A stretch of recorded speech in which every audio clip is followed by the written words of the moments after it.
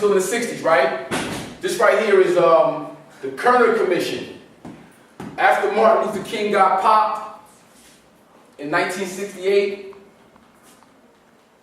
America blew up. Urban communities blew up. Newark, New Jersey, Chicago, Detroit, the Bronx, Brooklyn, St. Louis, all over America, LA, the Watts riots was off the chain, Newark. Black people said enough is enough, we're not taking no more. You're shooting our leaders, you're shooting the people that we care dearly about. We're gonna burn it down. And a lot of us took to the street, started burning up our own property, our own communities. We didn't own it, so we had no tie to it. Burnt it down. A lot of the burnt buildings are still standing. Yeah.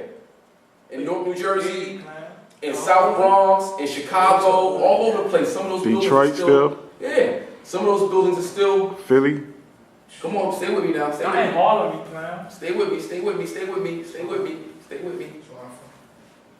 So the president at the time, Lyndon B. Johnson, put together what was called the Kerner Commission to find out what was the reason for the riots. Why were black people wilding out all over the place? And they put all these scholars and politicians and think tank folks to come together, and what they determined was that the reason why black people were rebelling was because of poverty, unemployment, substandard education, substandard food.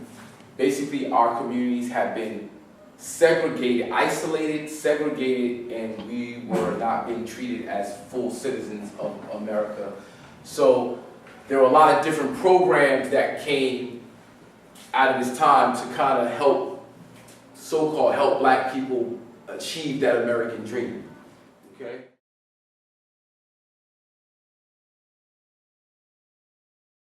This is Kool Herc.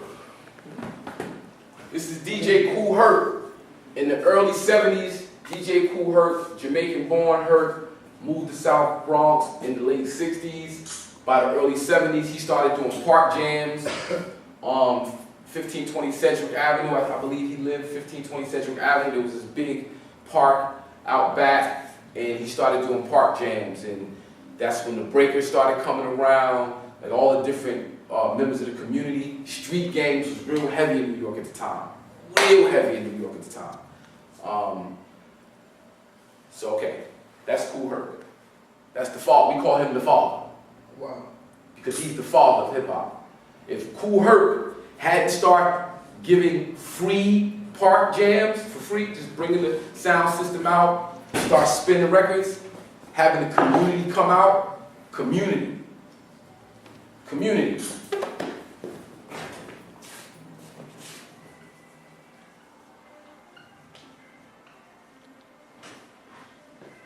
Community, C-O-M-M-U-N. Commune, see that? Community, commune.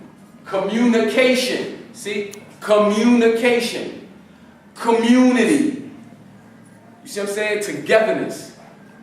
He came out and did something for the community. So as we commune, we came together in a commune. We could share. You can show me what you learned. I can show you what I learned. We can talk. We can politic. We can build businesses together. We can create, like, you know what? We need some money. What can we do to come together and get some money? That happens when you bring the community out so the community can communicate with each other and build for progress.